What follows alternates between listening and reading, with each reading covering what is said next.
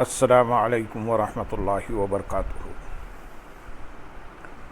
الحمد للہ رب العالمین والصلاة والسلام علی سید المرسلین، اما بعد فاعوذ باللہ من الشیطان الرجیم، بسم اللہ الرحمن الرحیم۔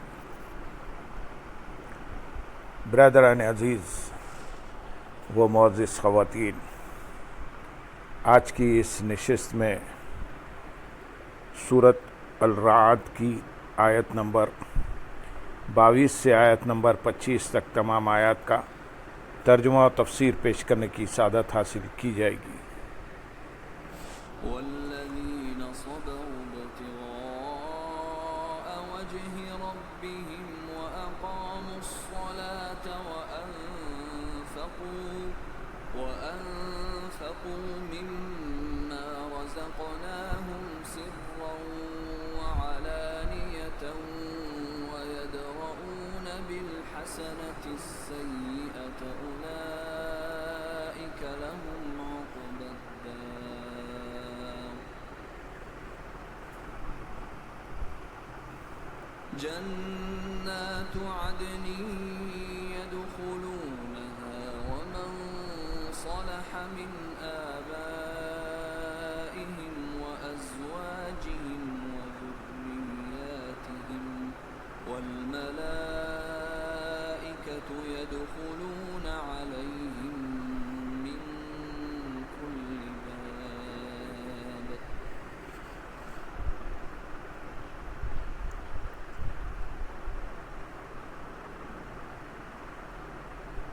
سلام عليكم بما صبرتم فنعم عقبى الدار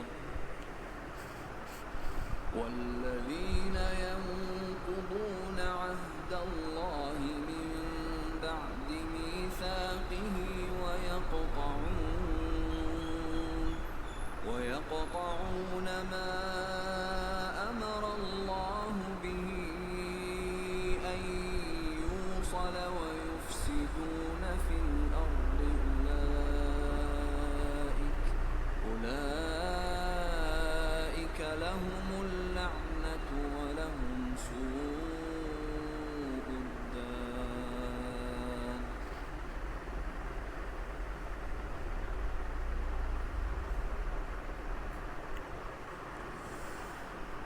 اور وہ جنہوں نے اپنے رب کی رضا کی طلب میں صبر کیا اور نماز قائم رکھی اور ہمارے دیے ہوئے رزق میں سے ہماری راہ میں پوشیدہ اور علانیہ خرچ کیا اور برائی کو بھلائی کے ساتھ ٹالتے ہیں، انہی کے لیے آخرت کا اچھا انجام ہے۔ یعنی نیکیوں اور مصیبتوں پر صبر کیا اور گناہوں سے باز رہے۔ علامہ ساوی رحمۃ اللہ علیہ فرماتے ہیں صبر کے 3 مرتبے ہیں۔ ایک، گناہ سے صبر کرنا یعنی گناہ سے بچنا۔ دوسرا، نیکیوں پر صبر کرنا یعنی اپنی طاقت کے مطابق ہمیشہ نیک اعمال کرنا۔ تیسرا، مصیبتوں پر صبر کرنا۔ ان سب سے اعلیٰ مرتبہ یہ ہے کہ شہوات یعنی نفسانی خواہشات سے صبر کرنا، کیونکہ یہ اولیاء اور صدیقین کا مرتبہ ہے۔ آیت میں اللہ تعالیٰ کی رضا کی طلب میں صبر کرنے کی قید لگائی گئی۔ اس کی وجہ یہ ہے کہ صبر کی 2 قسمیں ہیں۔ ایک، مذموم صبر، انسان کبھی صبر اس لیے کرتا ہے تاکہ اس کے بارے میں کہا جائے کہ مصیبتیں برداشت کرنے پر اس کا صبر کتنا کامل اور مضبوط ہے، اور کبھی اس لیے صبر کرتا ہے کہ تاکہ لوگ بے صبری کا مظاہرہ کرنے پر اسے ملامت نہ کریں اور دشمن اس کی بے صبری پر نہ ہنسیں۔ ان تمام امور میں اگرچہ ظاہری طور پر صبر ہی کیا جا رہا ہے، لیکن یہ اللہ تعالیٰ کی رضا کی طلب میں نہیں بلکہ غیر اللہ کے لیے کیا گیا ہے، اس لیے یہ صبر مذموم ہے اور اس آیت کے تحت داخل نہیں۔ نمبر 2، قابل تعریف صبر یہ وہ صبر ہے کہ جو انسان اللہ تعالیٰ کی رضا حاصل کرنے کے لیے کرے، اور جو مصیبتیں نازل ہوئیں ان پر صبر کرنے کا اجر و ثواب اللہ تعالیٰ ہی سے طلب کرے۔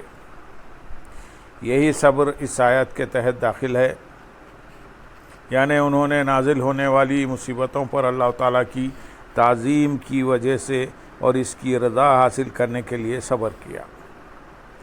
اللہ تعالیٰ کی رضا حاصل کرنے کی نیت سے صبر کرنے کی بہت فضیلت ہے۔ اللہ تعالیٰ ارشاد فرماتے ہیں سورۃ البقرہ آیت نمبر 155 اور 56 میں، اور صبر کرنے والوں کو خوشخبری سنا دو، وہ لوگ کہ جب ان پر کوئی مصیبت آتی ہے تو کہتے ہیں ہم اللہ ہی کے ہیں اور ہم اسی کی طرف لوٹنے والے ہیں۔ حضرت انس بن مالک رضی اللہ تعالیٰ عنہ سے روایت ہے، نبی کریم صلی اللہ علیہ وسلم نے فرمایا، اللہ تعالیٰ ارشاد فرماتا ہے، جب میں اپنے کسی بندے کو دو محبوب چیزوں یعنی آنکھوں کے ذریعے آزماتا ہوں، پھر وہ صبر کرے تو ان کے بدلے میں اسے جنت دیتا ہوں۔ سرکار دو عالم صلی اللہ علیہ وسلم نے ارشاد فرمایا، اللہ تعالیٰ قیامت کے دن ہر مخلوق کو جمع فرمائے گا تو ایک اعلان کرنے والا یہ اعلان کرے گا کہ فضیلت والے کہاں ہیں؟ کچھ لوگ کھڑے ہوں گے اور جلدی جلدی جنت کی طرف چلنا شروع کر دیں گے۔ فرشتے ان سے ملاقات کر کے دریافت کریں گے، ہم تمہیں جنت کی طرف تیزی سے جاتا ہوا دیکھ رہے ہیں، تم کون ہو؟ وہ کہیں گے ہم فضیلت والے ہیں۔ فرشتے کہیں گے تمہاری فضیلت کیا ہے؟ وہ کہیں گے ہم پر جب ظلم کیا جاتا تو ہم صبر کرتے تھے، جب ہم سے برا سلوک کیا جاتا تو ہم درگزر کرتے تھے، جب ہم سے جہالت کا برتاؤ کیا جاتا تو ہم برداشت کرتے تھے۔ فرشتے کہیں گے جنت میں داخل ہو جاؤ کہ عمل کرنے والوں کا اجر بہت اچھا ہے۔ پھر اعلان کرنے والا یہ اعلان کرے گا کہ صبر کرنے والے کہاں ہیں؟ کچھ لوگ کھڑے ہوں گے اور جلدی جلدی جنت کی طرف چلنا شروع کر دیں گے۔ فرشتے ان سے ملاقات کر کے دریافت کریں گے، ہم تمہیں جنت کی طرف تیزی سے جاتا ہوا دیکھ رہے ہیں، تم کون ہو؟ وہ کہیں گے ہم صبر کرنے والے ہیں۔ فرشتے پوچھیں گے تمہارا صبر کیا تھا؟ وہ کہیں گے ہم اللہ تعالیٰ کی اطاعت کرنے پر اور اللہ تعالیٰ کی نافرمانی کرنے پر سے صبر کیا کرتے تھے۔ فرشتے کہیں گے جنت میں داخل ہو جاؤ کہ عمل کرنے والوں کا اجر بہت اچھا ہے، اور ہمارے دیے ہوئے رزق میں سے ہماری راہ میں خرچ کیا۔ حضرت حسن رضی اللہ تعالیٰ عنہ فرماتے ہیں اس سے مراد فرض زکوٰۃ دینا ہے۔ اگر زکوٰۃ ادا نہ کرنے کی تہمت لگنے کا اندیشہ نہ ہو تو چھپا کر زکوٰۃ ادا کرنا بہتر ہے، اور اگر زکوٰۃ ادا نہ کرنے کی تہمت لگنے کا اندیشہ ہو تو بہتر یہ کہ علانیہ زکوٰۃ ادا کرے۔ ایک قول یہ ہے کہ چھپا کر زکوٰۃ دینے سے مراد وہ ہے جو اپنی ذاتی نکال رہا ہے، اور علانیہ دینے سے مراد وہ ہے جو بادشاہ کو دے رہا ہے۔ ایک قول یہ ہے کہ چھپا کر دینے سے مراد نفلی صدقہ ہے اور علانیہ دینے سے مراد فرض زکوٰۃ ہے۔ اس آیت میں اللہ تعالیٰ نے خرچ کرنے کی نسبت لوگوں کی طرف اور رزق دینے کی نسبت اپنی ذات کی طرف فرمائی۔ اس سے معلوم ہوا کہ لوگ اللہ تعالیٰ کی عطا میں اس کے وکیل ہیں اور اس عطا میں تصرف کرنے کا اختیار رکھتے ہیں، اس لیے انہیں چاہیے کہ خرچ کرنے میں اپنی ذات یا مخلوق کا لحاظ نہ رکھیں، بلکہ وکیل بنانے والی ذات رب تعالیٰ کی رضا اور لحاظ رکھیں، اور لوگوں کی طرف سے شکریہ اور تعریف کا لالچ نہ رکھیں، بلکہ اللہ تعالیٰ کی طرف سے ثواب ملنے کی امید رکھیں۔ اور برائی کو بھلائی کے ساتھ ٹالتے ہیں، یعنی برائی کو بھلائی سے ٹالتے ہیں اور بد کلامی کا جواب شیریں سخنی سے دیتے ہیں، اور جو انہیں محروم کرتا ہے اس پر عطا کرتے ہیں، جب ان پر ظلم کیا جاتا ہے تو معاف کرتے ہیں، جب ان سے تعلق توڑا جاتا ہے تو ملاتے ہیں، اور جب گناہ کر بیٹھے تو توبہ کرتے ہیں، جب ناجائز کام دیکھتے ہیں تو اسے بدل دیتے ہیں۔ جہل کے بدلے حلم اور رضا کے بدلے صبر کرتے ہیں۔ سبحان اللہ، یہ کتنے پیارے اوصاف ہیں۔ دعا ہے کہ اللہ تعالیٰ تمام مسلمانوں کو یہ اوصاف اپنانے کی توفیق عطا فرمائے۔ آیت کے اگلے حصے میں ارشاد ہے انہی کے لیے آخرت کا اچھا انجام ہے، یعنی جو یہ نیک اعمال بجا لائے گا اس کے لیے آخرت کا اچھا انجام یعنی جنت ہے۔ آیت نمبر 23 اور 24 میں ارشاد ہے وہ ہمیشہ رہنے کے باغات ہیں، ان میں وہ لوگ داخل ہوں گے اور ان کے باپ دادا اور بیویوں اور اولاد میں سے جو لائق ہوں گے، اور ہر دروازے سے فرشتے ان کے پاس یہ کہتے ہوئے آئیں گے تم پر سلامتی ہو، کیونکہ تم نے صبر کیا تو آخرت کا اچھا انجام کیا ہی خوب ہے۔ وہ ہمیشہ رہنے کے باغات ہیں، یعنی آیت نمبر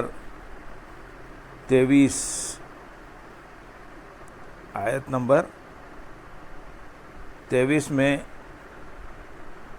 مذکور اوصاف کے حامل حضرات ہمیشہ قائم و دائم رہنے والے باغات میں داخل ہوں گے، اور ان کے باپ دادا بیویوں اور اولاد میں سے وہ لوگ بھی ان باغات میں داخل ہوں گے جو ایمان لائے، اگرچہ ان لوگوں نے ان حضرات جیسے عمل نہ کیے ہوں۔